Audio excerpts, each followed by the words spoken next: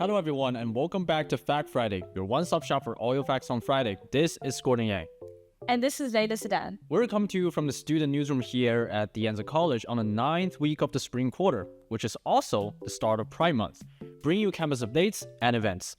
I hope you're ready for the blistering heat and beachside parties because this week's agenda is packed with celebrating our transfer and graduating student success. First up, watch your step, or rather your head, as roof demolition at Building S3, S7, and the Seminar Building are happening and are expected to be completed today. The demolition will remove gravel and flatten the roofs on these buildings. To allow crews safe access, some walkways and areas around the buildings have been temporarily barricaded. For project updates, visit the Measure G website on dienza.edu. This Wednesday, from 4 p.m. to 6 p.m., student leaders across campus gathered in conference rooms A and B for the annual Student Leadership Recognition Gala. This event celebrated Dienza student government senators, inter-club council executives, mentors at Dienza senior mentors, club leaders, and student interns who served throughout the 2025 to 26 academic year.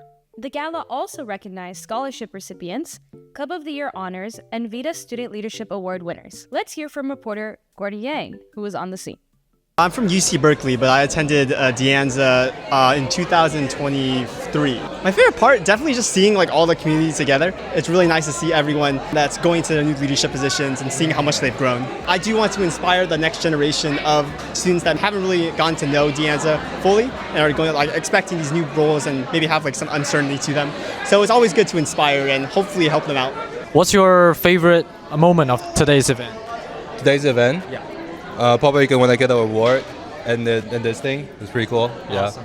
And reflecting the past whole year of your leadership experience, what is one thing that you think could be improved? Maybe time management. I think this year we spent a lot of time. The meetings went long, very, very long. And if we could be more time efficient, then it's something we can improve on. This is one of our absolute favorite events of the year. It's a culmination of the work of our student leaders, and it's a chance for us to really recognize what, not only just their engagement, but just, how they've been able to really advance, I think, our institutional goals around engagement. It is a great way to just kind of take this moment to acknowledge their work and what they've done and the ways in which they were able to positively contribute to our campus culture and life. Roughly how much does it cost to host such an event? Oh gosh, I want to say at least $5,000. The bulk of the cost was food. We tried to be thoughtful about, how much we spend.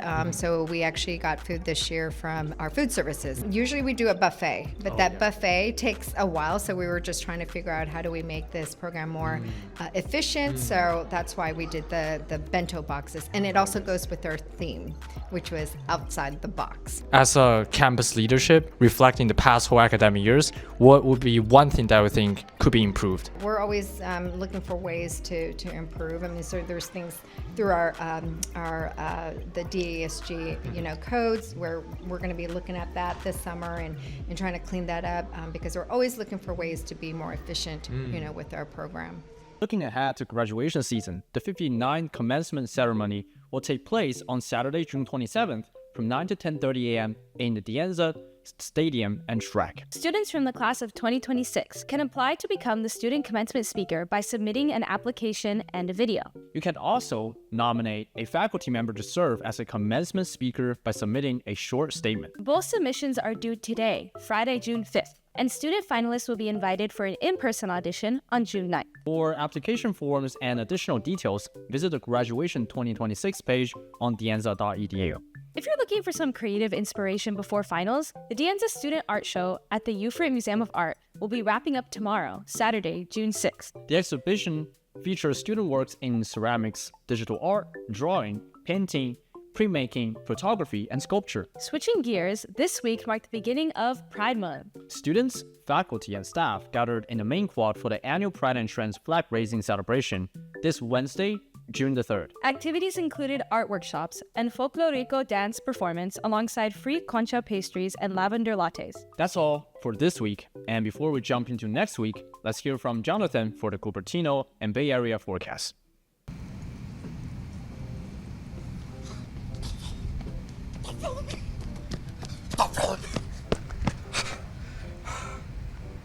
Thanks, Gordon. And thanks to Hayden for filling in for me for the past 2 weeks here in Fact Friday. FanimeCon was quite fun. We're slowly approaching summer, which is when days will get longer and nights will be shorter. Now then, what can we expect to see this week in regards to weather and temperature here in Cupertino?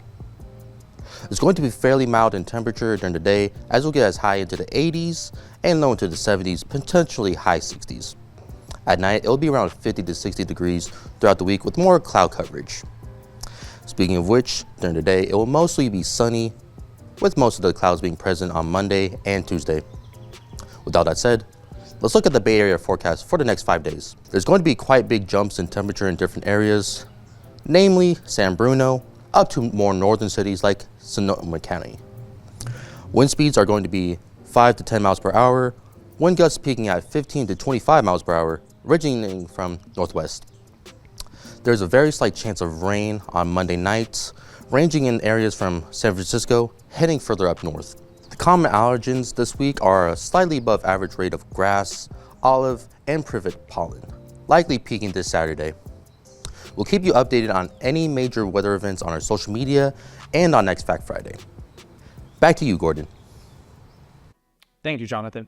Moving on, Dianza will celebrate the retirement of Randy Bryant, Vice President of Workplace Innovation and Economic Advancement.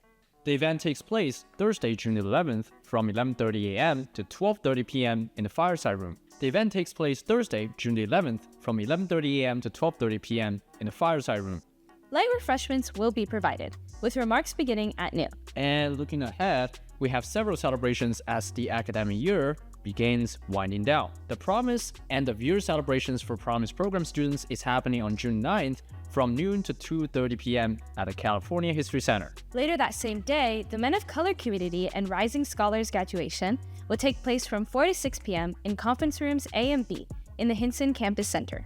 It's that time of the year when everyone's accomplishments finally become public after months or even years of hard work.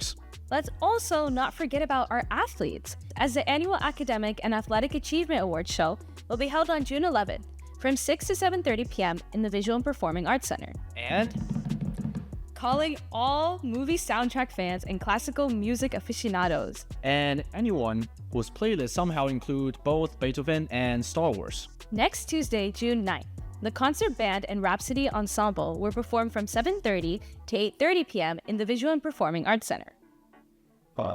The performance will feature sci-fi movie scores, orchestral hits, and brass anthems. Celtic-inspired music and contemporary works.